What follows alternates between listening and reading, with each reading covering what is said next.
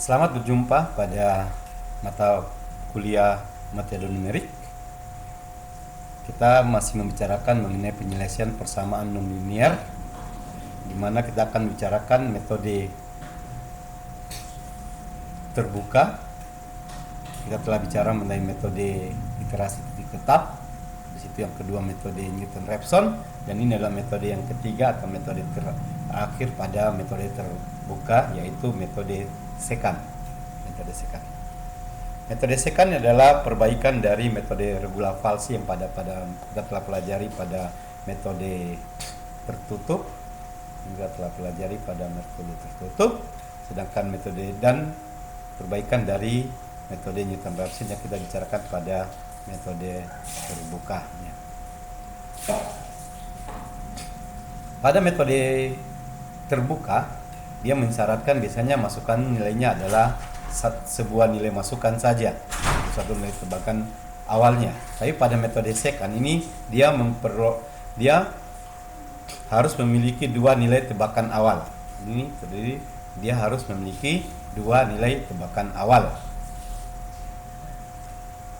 Tapi dia tidak seperti metode tertutup yang mensyaratkan bahwa nilai interval tersebut itu harus berubah tanda. Pada metode secant ini tidak mensyaratkan seperti itu. Kita bisa memilih secara sembarang nilai tebakan awal tersebut, dua nilai tebakan awal tersebut.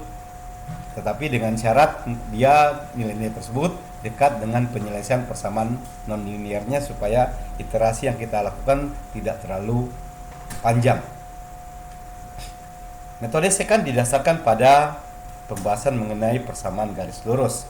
Kita sudah mengetahui persamaan garis lurus, yaitu jika saya punya garis, kemudian di sini ada dua titik, di sini adalah x dan di sini adalah x0-nya, maka di sini adalah y dan di sini x0, maka hubungan antara variabel-variabel itu dinyatakan seperti ini, bahwa y min y0 sama dengan m dikali dengan x min x0, di mana m adalah gradien dari garis tersebut atau kemiringan atau slope dari garis yang dibuat oleh dua titik tersebut. Nah, di sini titiknya adalah x, y, sedangkan yang ini adalah x0, y0. Nah, kemudian definisi dari gradien adalah perbandingan antara x min y0 dengan y per min y0 dengan x min x0, atau kita kenal dengan nama tangen ya, tangen alfa itu gradiennya.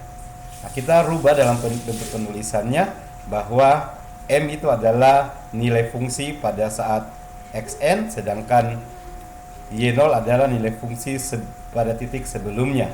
Kemudian di bawahnya adalah nilai xn dan nilai xn-1.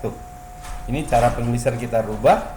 Y pada saat 0 ini kita pilih 0, maka bentuknya seperti ini. Y sama dengan kita dekatkan dengan fx, maka ada bentuknya seperti ini. Kita untuk mempersingkat bentuk tulisan ini, kita tulis pakai yn plus 1 min yn min xn, di mana y ini adalah nilai fungsinya, sedangkan ini adalah nilai titiknya, nilai x-nya. Kemudian kita pilih pada saat yn nilainya sama dengan 0, jika kita menemukan xn tambah 1, di mana xn tambah 1 ini membuat yn tambah 1 itu sama dengan 0, atau xn adalah hasilnya, akar dari persamaan, maka bentuk dari yang ini berubah menjadi ini, di mana ini sama dengan 0, kemudian menyisakan yn min tambah 1. Kemudian ini bentuk ini kita rubah, yang ini kita rubah dalam bentuk seperti ini, kemudian kita dapatkan bentuknya seperti ini. Kita sederhanakan, ingat ya, jika xn tambah 1 itu membuat yn tambah 1 sama dengan 0, berarti dia sudah memotong titik sumbu x-nya, maka dia yn tambah 1-nya bernilai sama dengan 0. Maka ini adalah hasilnya, maka xn-nya itu adalah akarnya yang kita cari, penyelesaian dari persamaan yang kita cari. Kemudian bentuknya adalah ini, xn min yn per seper gradiennya, atau gradiennya kita masukkan dalam bentuk seperti ini. Karena ini seper dari gradien, maka bentuk dari yang ini dibalik, maka xn min n di atas dan fungsinya di bawah. Secara grafis seperti ini, bahwa kita akan perlukan dua nilai xi, x yang ke-1 dan nilai sebelumnya. Kemudian ada dua titik ini, kita buat suatu garis lurus. Ini sebuah garis lurus.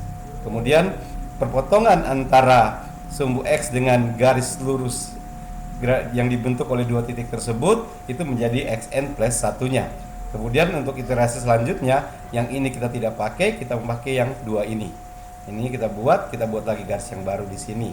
Ini garis lurus yang baru, maka titik potong ini menjadi nilai barunya dan ini tidak dipakai.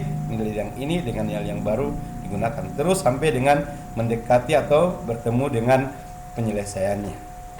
Ini algoritma dari metode secant. Pertama, fungsi yang kita perlukan, kemudian kita menentukan dua tebakan awal. Setelah itu kita hitung dua nilai fungsi di dua tebakan tersebut. Kemudian kita menentukan nilai xi tambah 1 atau nilai yang baru dengan menggunakan xi tambah 1 sama dengan xi yang ke i dikali dengan fungsi fxi dikalikan dengan sepergradiennya atau xi min 1 dibagi dengan nilai fungsi di xi dikurang nilai fungsi sebelumnya. Kemudian kita mencari kesalahan relatifnya dengan cara nilai xi yang baru dikurang nilai sin yang lama dibagi dengan nilai sin yang baru. Kemudian kita bandingkan dengan toleransi yang diberikan, kemudian kita menentukan apakah iterasi yang kita lakukan dilanjutkan atau tidak. Contoh, jika kita akan menyelesaikan persamaan ini, fungsi x pangkat 3 min 3x kurang 20 dengan metode secant dengan tebakan awalnya telah diberikan, yaitu x tebakan satunya adalah 2 dan x tebakan yang kedua adalah 6 dengan nilai toleransi 0,0001. Ingat bahwa tebakan ini tidak mensyaratkan bahwa fx1 dikali fx yang kedua itu harus negatif. Tidak ya, ini kita tidak gunakan. Ini hanya digunakan pada metode tertutup. Sedangkan pada metode terbuka, terutama pada metode secant ini, kita dapat memilih nilai tebakan yang sembarangan, tapi dengan disyaratkan yang berdekatan dengan nilai hasilnya. Kita akan mengerjakannya dalam bantuan aplikasi Microsoft Excel. Kita lanjutkan, kita akan menyelesaikan persamaan x pangkat 3 min 3x min 20 dengan tebakan awal x sama dengan 2 dan x yang kedua adalah 6 dengan toleransi 0,0001 dengan menggunakan metode secant. Langkah awal kita buat dulu tabel kolom-kolom seperti ini, kolom yang iterasi, kemudian nilai x sebelumnya x i min 1, x yang ke i yang tebakan kedua, habis itu nilai fungsi dari x 1, x min 1, i min 1 dengan nilai fungsi pada x sama dengan i. Kemudian kita akan menentukan nilai x yang baru dengan menggunakan persamaan ini. Setelah itu kita masukkan nilai toleransinya dan relatifnya kita hitung dengan ini, dan nanti keterangan dengan menggunakan perintah if. Nah, melangkah ke iterasi yang pertama, yaitu kita masukkan tebakan awal yaitu 2 dan 6. Ingat bahwa nilai tebakan awal yang 1 dan 2 itu tidak harus dia bernilai nilai fungsinya jika dikalikan harus negatif. Tidak seperti itu ya. Kemudian kita menentukan nilai fungsinya. Kita menentukan nilai fungsi untuk tebakan yang pertama. X pangkat 3 berarti ini dipangkatkan 3, pangkat itu lambang topi, dikurang dengan buka kurung 3 kali x tutup kurung dikurang 20. Seperti ini persamaannya dengan Excel dan tinggal di enter. Kemudian hasil ini kita kopikan ke di sebelahnya. Dia sudah menghitung nilai yang 2 dengan yang 6 ini. Di sini min 8 kalau kita kalikan dia negatif. Tapi sebenarnya tidak selalu harus begini ya. Saya ulang kembali, ini sama dengan x-nya, x yang pertama. Ingat x yang x1 nya pangkat 3 dikurang dengan buka kurung 3 kali x tutup kurung dikurang 20. Seperti ini kan sama dengan. Kemudian kita kopikan ini ke sebelah. Untuk menentukan nilai yang ini kita tinggal menggunakan mengcopy persamaan ini. Kemudian kita menggunakan x yang barunya dengan menggunakan persamaan seperti ini. Ini adalah sama dengan XI itu berarti yang ini, bukan yang sebelumnya, yang ini. Yang kedua itu nilai tebakan kedua dikurang dengan buka kurung. Di sini FXI, berarti FX itu yang ini, dikali buka kurung, habis itu buka kurung lagi, kita bikin yang di atas XI, ini X yang ke I, dikurang dengan X sebelumnya, atau kurung, dibagi dengan nilai FXI dikurang dengan nilai XI sebelumnya. Kita bikin tanda kurungnya sampai dengan dia berwarna hitam seperti ini. Kemudian kita tinggal mengenterkan saja. Kita dapatkan nilainya seperti ini. Kemudian kita isikan toleransinya 0,12341.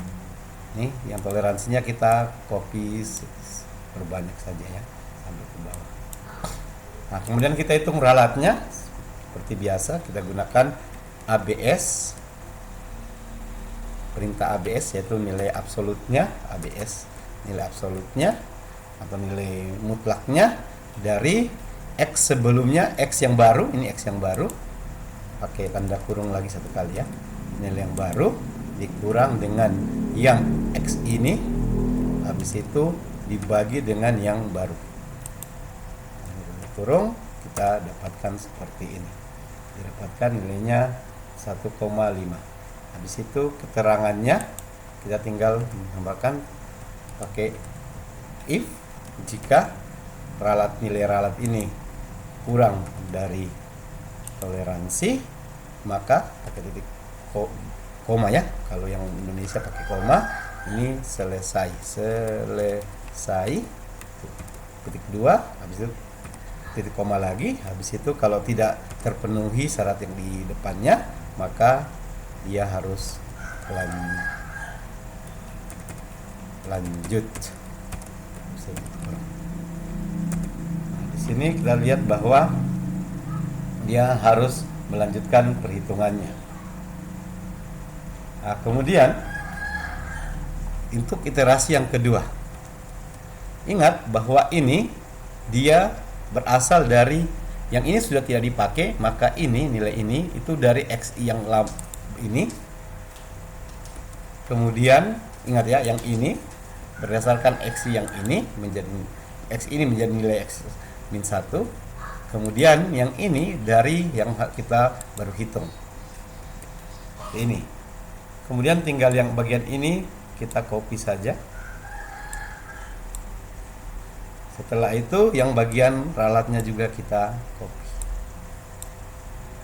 Ini kita berarti yang ini sudah ada rumusnya semua, berarti kita boleh copy sampai ke bawah segini. Kemudian yang ini juga kita boleh copy di sini sampai kita ketemu kata selesai, maka kita hapuskan yang ini, nggak usah. Nah, berarti dari sini kita lihat berapa iterasi yang harus dilakukan. Ternyata adalah 7 iterasi, maka nilai yang ini adalah 3 ini. Yang ini atau yang ini sudah dekat-dekatan ya. Saya ya, inilah penyelesaiannya.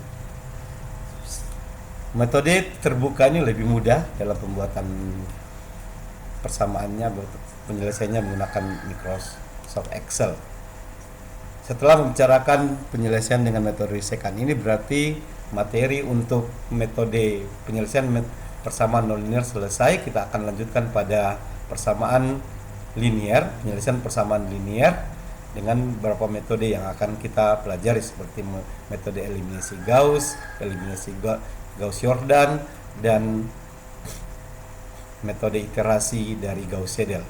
Sekian dan terima kasih, selamat mempelajarinya dan dapat mengerjakan latihan-latihan yang diberikan pada akhir materi ini.